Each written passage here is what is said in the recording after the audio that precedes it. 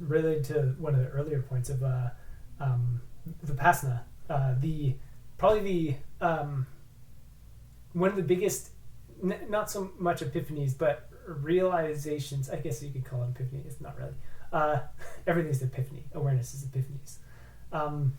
Was at the end of my first course, you don't talk for 10 days or whatever, and at the end you end up talking to everybody, and, and so for the last day everyone can talk while you're still doing the course.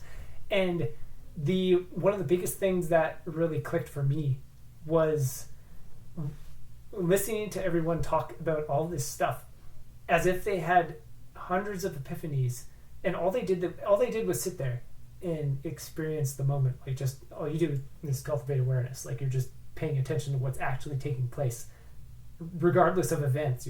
It's just experiencing, and that's where all epiphanies are. So naturally everybody has a ton of epiphanies, and at the end of a course everyone's having all these epiphanies or talking about all these things they started to understand and realize.